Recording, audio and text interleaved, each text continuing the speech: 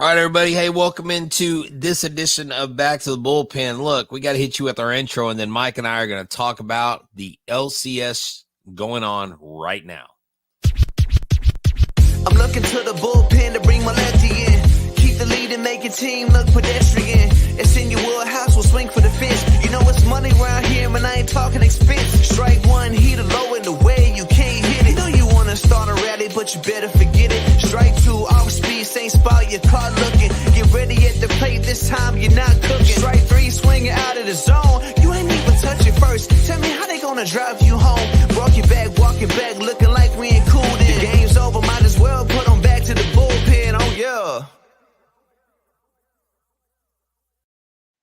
Hey there, and welcome in. We are back to the bullpen this playoff season. And, you know, Mike, this has been really an exciting ALCS. The NOCS been a bit of lopsided victories whenever the team, whoever decides to win, wins. But we're going to talk about that. You know where to find me at H-Town Wheelhouse at X, Instagram, and TikTok. You can find the show at Back to the Bullpen on Instagram, here on YouTube. Subscribe to our channel and on iHeartRadio. Mike, tell them where they can find you at, sir. Only place you can get me is on X, and that is Mike Stanton 29. That's awesome, Mike. Thank you, so much for tuning in. This is an exciting time of the season if you're a baseball fan. Now, if you're an Astros fan, it's uncharted territory.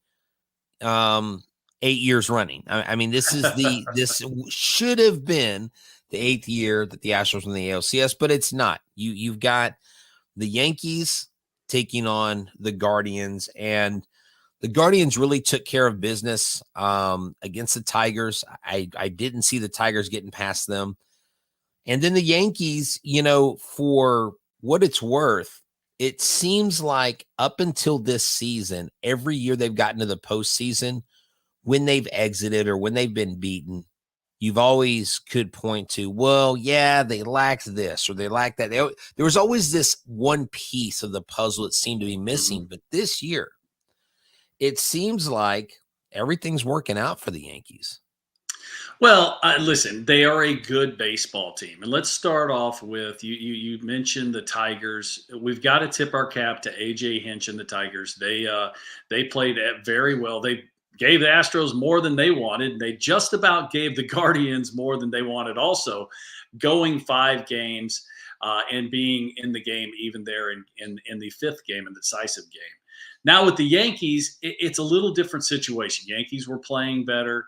The Guardians go in absolutely the underdog. But you got to remember, this team won the 2nd most games in the American League, only behind the Yankees. And it was only a few games. It wasn't like the Yankees, just completely ran away from the whole league. That's just simply didn't happen. So this is a good baseball team also, but they have to get contributions from everyone. The Yankees got more superstars. They got the bigger payroll. They've got the much more powerful lineup, and we've seen that in this series already. But the Guardians, they have been resilient this year. Every time you thought that they were down and out, somebody did something. They got back on a roll. They got their confidence back, and they started playing good baseball. And they did that in the game yesterday. What an incredible back and forth game this was. The Guardians did. They scored early. They were leading. Then the power of the Yankees showed up. Judge hits the home run.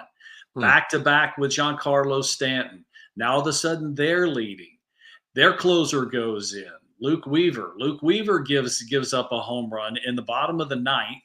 And then you have the big home run there in the 10th inning by the Guardians that, hey, listen, this is what they've been doing. I mean, to tell you the truth, this is the type of team that probably likes to be counted out. Go ahead, start kicking dirt on us. You go ahead and do that, but we're going to steal your lunch money here in just a minute. And that's exactly what happened last night. Well, it's funny, in the ALDS, you had 2 former catchers as managers, Stephen Vogt and A.J. Hinch. I mean, these guys, as a former pitcher yourself, the catchers make really good managers because it's not like Little League. You just get back there and make sure you catch the ball and make sure it doesn't go to the fence. It is literally a quarterback type position. You've got to know what the offense is going to do. You've got to know what the hitter's tendencies are. And so you've got 2 catchers that have really, I mean, Stephen Vogt's jumped in here, and you would have thought this guy's a 20-year manager at the helm. And so he's got these guys with the mindset, like you said, hey, you punch us, we're going to punch back. We're not just going to punch back. We're going to get up first, and then we're going to punch back. Last night's game was probably one of the most exciting games that I've seen in recent memory. I mean, I think it ranks up there with the 2017 Game 5 of the World Series. I think it ranks up there with even when, whenever Yordan Alvarez hit the walk-off in the ALDS, or even Jerry Pena. But the way it went down, I mean, who had on their bingo card Clase giving up not just one home run, but two to both Stanton and Judge, right? And then Noel, who was 1 for 16 in the postseason. This guy they call Big Christmas. The first Noel home run in the postseason. I mean, there's so many cliches. Sure. It was rifle for writers. I know Tags jumped on that on X. He's like the first Noel postseason home run, and then David Fry. I mean, this guy comes up. When I think the word Fry, I think Cameron Fry, I think Travis Fry, but David Fry, like, he was the player to be named later. He was the guy who came to Cleveland a few years ago, and now here he is. Now he's everybody. Like, he walks into a bar in Cleveland before the game, which he probably won't, but if he did, everybody's buying him a drink or whatever he wants. He's kind of turned Cleveland into Believeland again. Yeah. Well, that's the way this Guardians team has been doing it. When you don't have the big payroll, yes, they still have one of the best players in all the sport in Jose Ramirez in the middle of their lineup. Still extremely underrated, even the times that we do talk about him. We don't talk about him enough. But the bottom line is when you don't have the big horses, you don't have the big name players, the marquee names in your lineup, you have to get contributions from everyone. And listen, if you have a bat, you got a chance. And that's exactly what happened. Clase, to tell you the truth, I didn't really like the Clase matchup with Judge. Clase throws that cut fastball. It's his natural fastball. He doesn't throw a ball straight. But one thing that people need to remember, anytime the ball has horizontal movement, when it's thrown overhand, the ball is dropping. Anytime there's horizontal movement, there's also some negative vertical movement. And, with the way Major League Baseball, most of the swings are designed now with the uppercut swing, trying to get the ball in the air. That cutter, if you don't get it high enough or don't get it low enough, the ball is going to fall into bat path. And that's exactly what happened. Stanton has been just an absolute beast. I think that was his 14th home run in the postseason for his career in like 33 or 34 games. It's kind of crazy. It is. But that's what it is. Clase, here's how rare it is. Okay. He's given up 3 home runs this postseason. All right. He only gave up 9 runs total all the way through the regular season. He was the best closer in the American League. Just had a spectacular season, but that doesn't do you any good when you get to the postseason. Exactly. Yeah. I mean, whenever Stanton hits a home run, and it's funny. I keep wanting to go back to calling him Mike Stanton because I remember him as Mike Stanton. Yeah. But I know that you probably wouldn't get in the box with him and try to see who could hit the ball the furthest because but I'll still get on the mound with him to see who can throw the best. Oh, let's do it. He is a DH. Let's do it. Yeah, there you go. Mike, that's right. Hey, look, man, when you know your lane, you stay in it, right? That's how winners win. But seriously, like, it is 14 home runs in 34 games. So, I mean, the guy's got 33 hits. He's got 14 home runs. He's got 5 doubles. I mean, a career 270 average in the playoffs, a 1.003 OPS, and a 655 or 656 slugging percentage. That is so good because we know Aaron Judge is typically not the best hitter in the playoffs. He did hit the home run. He can hit the long ball, but he has struggled in the postseason. Sure. I know namely when he's faced the Astros in the past in the postseason, they have a book on him. And sometimes some guys just struggling at certain teams. Well, and Stanton's Judge is there. the guy. Yeah.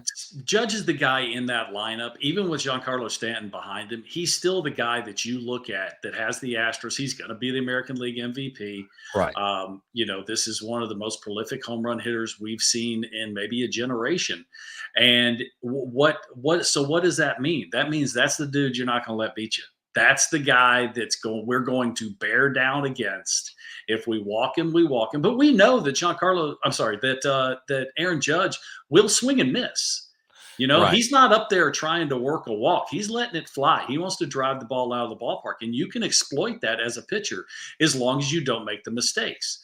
And what's going on with Giancarlo Stanton, they've made mistakes and he hasn't missed it. The thing is, he swings hard all the time. He's trying to get the highest exit velocity on the planet every time he swings. And, in the postseason, for some reason, he's been able to square up the ball. And when he hits the ball harder than anybody in the big leagues. No, he does. And I don't know what it is, but when he swings, to me, it doesn't look like there's a lot of effort because he is so strong. Yeah. It's not a big, it's a short swing, right? Off balance swing. Yeah. It's not something, there's not a whole lot of head movement. He doesn't fall down. It's not the most fluid looking swing. No, it's a muscular, kind of overpower everything type swing, but he controls it. But it goes back to just pitching 101. If you execute your pitches, you get the guy out.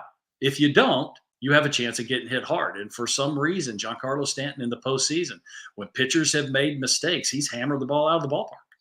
Right, exactly. And I'm sitting here looking at his pitches that were not outs, Class A's pitches that were not outs.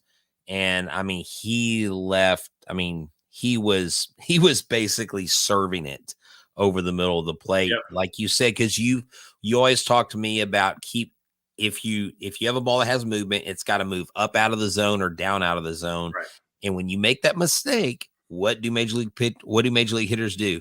They obliterate that mistake, and that's what the Yankees did. And when they did that, Mike, I think we wrap this up here, but I think, okay, it's done. Like, the Yankees have taken the wind out of the sails. They've taken down the big guy. And now I guess the Yankees are going to go on to we got a series. No, we got a series because you know what? It goes for anybody. Luke Weaver gives up the home run, and then Clay Holmes gives up the home run there in the 10th inning. You make mistakes. And to tell you the truth, a lot of times it really doesn't matter how good your stuff is, how much it's moving, how hard you're throwing. You put the ball in the middle of the plate. Hitters are going to put good passes on it. And when I'll tell you one thing it's done is it has made this into an exciting series. It was, I call it the Jake. I don't remember what they call it now. Jacobs Field. There in Cleveland, that place was rocking and rolling. And if you want to hear something really, really special, you need to listen to Cleveland Guardian Radio. Okay, with Tom Hamilton, he gets as excited as anybody. His calls are historic. He is so fun to listen to. And I'm just guessing. I haven't heard, but I bet the end of that ball game was a pretty good call. Oh, no, definitely. And I've actually had several people, I've seen them like retweet just not only the TV call, but the radio call as well. Mm-hmm. There's also a perspective of a Cleveland fan who has a condo that he can see the stadium, and he says, just wait till the end. And you kind of don't, you see a baseball game's going on, all of a sudden you hear the crowd erupt. Oh, yeah. And then you Downtown see the Cleveland light. is not very big. You could probably hear that on the lake, all the way to the lake shore when that stadium goes nuts like that. So, you know what? Good job for the Guardians. Those fans 2016, they had a miracle run and they narrowly beat the Cubs that year. That was a tight series. I remember them playing the Cubs. So, for Guardians fans, I hope you guys get what you're wishing for before we move on to the NLCS. Just make sure, look, Mike's got a shirt from Rams Shirts, back to the bullpen. I've got my I hope both teams lose shirt from Rams Shirts. Right here. There is a plethora of gear for you to get, whether it's in season, out of season, whatever, and other things. Just go to Mark, tell Rams Shirts that we sent you, and also check out my guy. Hey, everybody out there, this whole thing that H-Town Wheelhouse, he's Mr. Positivity, everything like that. The T-shirt he's wearing, it says, I hope both teams lose. So don't buy into that BS that he is always positive. Hey, I'm positive that I will only root for one team. That's the Houston Astros. There you go. So, hey, you know what? Hey, the glass is half full. Maybe the Texans. The Texans are doing pretty good. The Texans, oh my gosh, man. Maybe we need to do back to the bullpen and put like a little Texans horn on there. Maybe we there you go. Some Texans this year. And then state-of-the-art barbershop. My guy, Ever Cruz, has a great barbershop over there, 1616 South Friendswood Drive. Go ahead and get your edges up and if you have sideburns still, I don't know if the sideburns is a thing. Do you have sideburns? No, sideburns are out. Right here. Okay, well, problem mine is they're gray. It's like can't really see them. They're camouflage, natural camouflage. But seriously, whatever it is. Yeah, sorry. They're blonde. They're not gray. There you go. Well, the nose hairs, whatever you need trimmed, man. You just go to Ever Cruz over at Say That Barbershop. Tell them that Back to the Bullpen sent you. Yeah, so you don't need to do your manscaping yourself. Yes, that is all. Yes, and you know what? Cruz to do it for you. Well, look, here's the deal. If we ever get that sponsorship, that would be sweet. I will do the ad reads, but they're not fun to do. I'm just saying.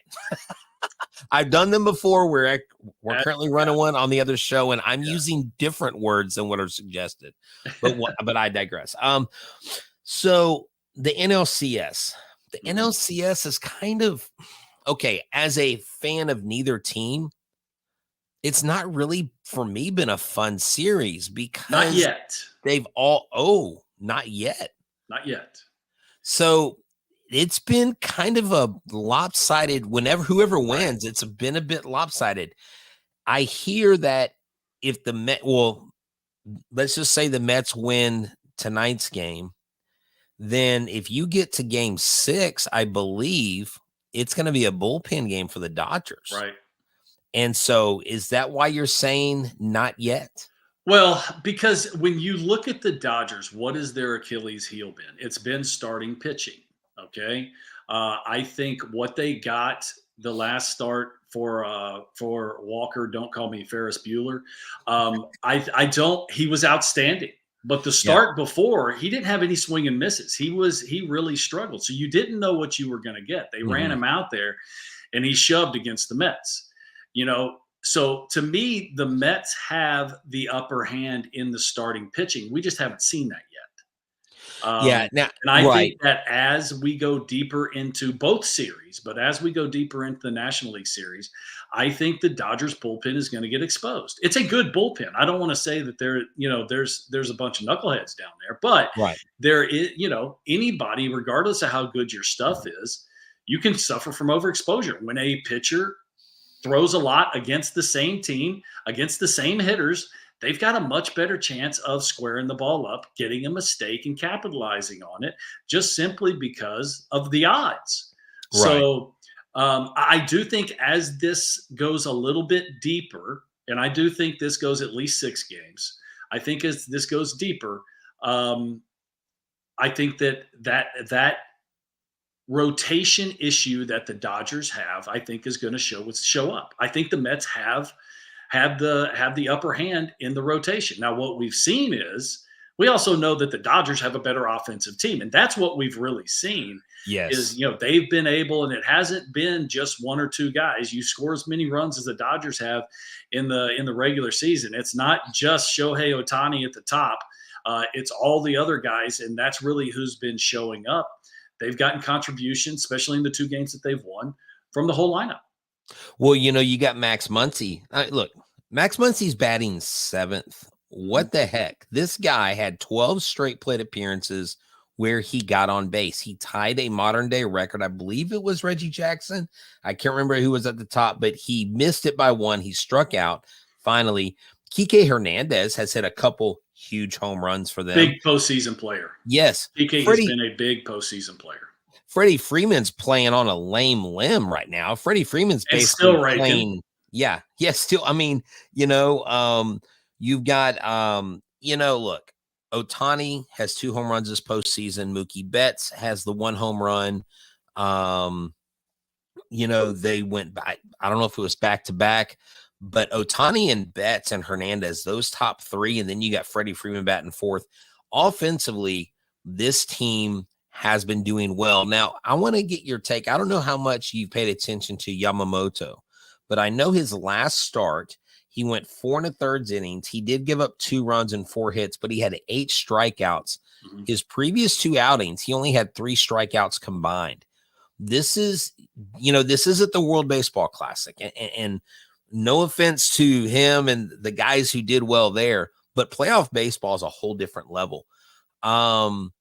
If Yamamoto goes back out there, I mean, is he fitting the bill of what the Dodgers wanted? Or, I mean, is he giving them everything, or is there more we can see from him? Well, there's definitely more you can see than his last start. You go back to his first start in the last series, he was outstanding. And I think all you saw yesterday, and you see this occasionally with pitchers that throw a large number of different pitches. Right. They have a tendency to try and use everything all the time. And that's not really, then you don't command anything. And I thought what I saw was he was just off just a little bit.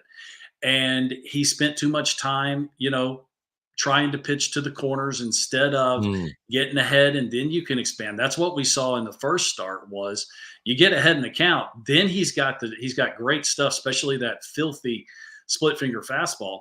Then you just can't lay off of it because you're behind in the count. But what we saw in his last start was he was off just a little bit, and he kept getting behind in the count.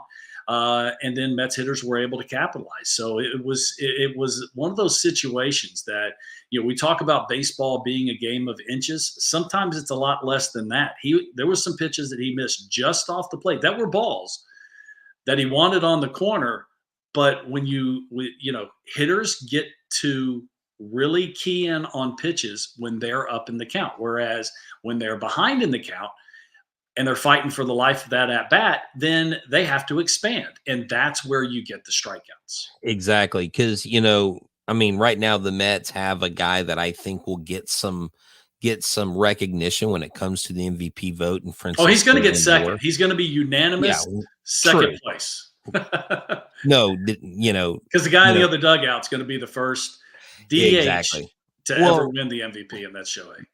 Right. And, we understand that. It's not like to me, that is not necessarily a popularity contest. It's like literally what did you do all season? And Lindor really came on the second half of the season. He did, but he went on the IL late, and that really hurt him. That's true. And the thing is, for a DH to win an MVP, what does he have to do? He's got to blow the league away. And there can't be anybody else that has a great season. And I think Lindor was in the running. I think he was still going to get second, but I just didn't think it was going to be unanimous. But he's spending time on the IL there late in the season. I think probably went ahead and gave the unanimous decision to Shohei. And deservingly. I mean, an incredible season going 50-50. Definitely. And when you look at the Mets lineup and you look at who they have in there, Lindor, Nimmo, who I believe Nimmo is playing a little hurt as well. He's struggling right now, yeah. Vientos, big home runs from him. Pete Alonso, always a threat at the plate. Winker, Marte, Taylor, McNeil. Francisco Alvarez really hasn't done much, but has shown flashes of greatness with walk-offs and stuff during the regular season. With Peterson going today, Flaherty going, today, it's a good matchup. And if you're a Mets fan, you really hope that the Mets can win this game, make it a 3-2 series. And then if you do, you go back to LA and you at least have a chance. I mean, Yeah, I mean, obviously, obviously, if the Dodgers win today, they're going to the World Series. The Mets are fighting for their seasonal lives, their playoff lives, and you're probably going to see a fight today. And good thing it's in Citi Field. I think for the Mets, they have the advantage today. But man, that Dodgers lineup, they have just they've been tough because, recently, Mike, since 2020, they have exited the playoffs rather prematurely, and they've been criticized a lot for that. Sure. And rightly so. I mean, they've been the best team in baseball seemingly for the last decade in the regular season. And then they get to the playoffs and they haven't been able to put it together. It's going to be that fascinating to see what Jack Flaherty gives the Dodgers. I mean, he was outstanding against this Mets team in his first start. It's hard to dominate the same team. And he was just about as good as we've seen Jack Flaherty in quite a while. Can he repeat that? Well, of course he can. It's going to be a matter will he be able to, especially in a hostile environment like Citi Field? You're not in LA. It's not going to be nice and warm. It's going to be chilly. There's a lot of things that are going to go against him. So we'll have to just wait and see exactly how it works out. But the Mets should have a much better idea of what Flaherty is going to try and do, just simply because you just saw him a few days ago. So as a pitcher, let me ask you this. I've got someone here on the chat line wanting to ask a question. When they get their question up, I'll put it up and we'll wrap it up after that. But for you as a pitcher, because you have so much playoff experience, when it got to the October, when it got to the colder, did you like pitching in cold weather? I mean, depends on how cold it was. Really cold, no. I did Right. not. And nobody does. Nobody's going to stand out there when you can't feel your fingertips, True. Your toes are cold, your ears are cold. Nobody's going to say, oh, yeah, I love this. Now, you might love pitching in it just simply because guess what? The hitter's going through the same thing. But, when it's cool out, in the 50s, yeah, that's about perfect. But when it gets a little colder than that, especially if there's wind or there's very little humidity, it's kind of hard to hold on to the ball. And and you think about that. That's something that crosses your mind or is in the back of your mind the whole time. So it just all depends on what exactly you're talking about when the weather cools off. Because when it gets really cold, nobody's happy. That's true. Right. And I think I was thinking more of just like the weather where, you see the guys starting to wear the long sleeves and stuff. Yeah. I just didn't know if, what that was like for a pitcher. Cause I would think, the whole thing is staying warm, right? Like I remember asking my dad, when it's 90 something degrees in an outdoor stadium, why is that pitcher wearing a jacket in the dugout? And he's like, he's trying to stay warm. And I'm like, and as a kid, I didn't get that, I understand it now, but, Panda. Yeah. Well, and to tell you the truth, it's probably more psychological than physical. That's just something that pitchers are supposed to do or something that they've done in the past. Or there's no like magic formula he wasn't wearing the jacket, so he didn't stay warm. Right. And it's more about just what have you done in the past? What are you comfortable doing? I know, especially when it was hot, I may take a towel and wrap it around my bicep and my forearm.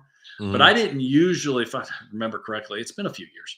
I don't remember, especially in the heat of summer, putting on jackets. It's just too hot, especially in Atlanta when I started. Oh my gosh. Yeah. The heat in Atlanta. It's called Hot Atlanta for a reason. All right. So Supreme Panda, who's a fan of our show, asked this question. It's kind of just throw in some Astros talk towards the end here. Mm-hmm.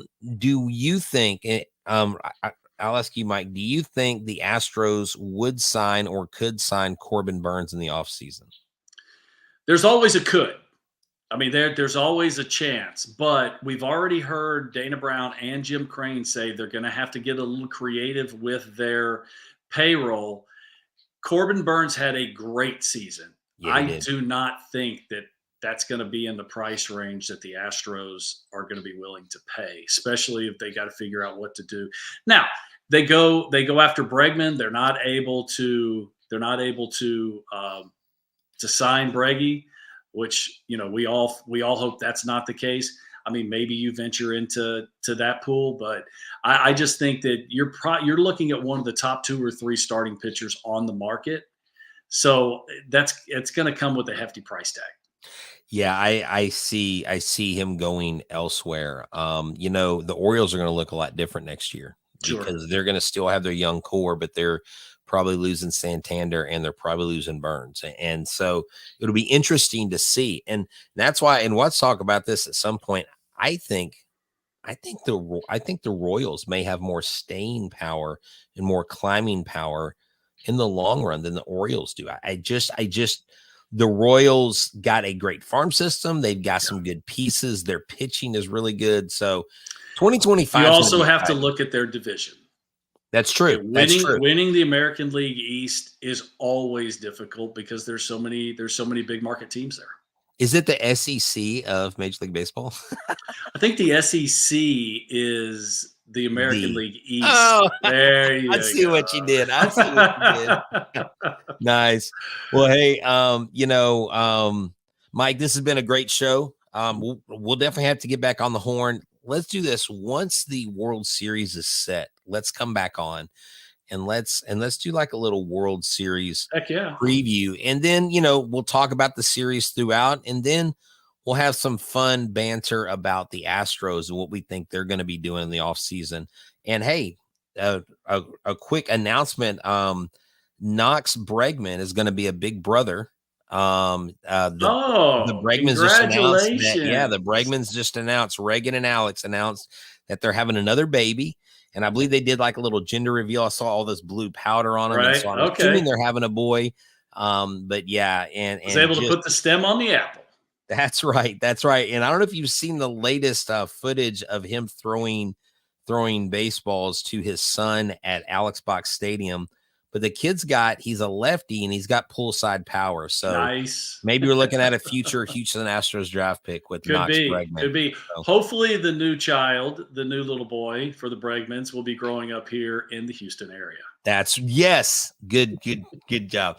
Well, hey man, thanks Mike for joining me. Thank you all for joining us on this pop-up edition of Back to the Bullpen. For myself, for everybody at the Ram Shirt Studios, y'all have fun, enjoy baseball, enjoy life, and be thankful for everything you have. And as always, go Stros. And Mike, adios. I'm looking to the bullpen to bring my lefty in.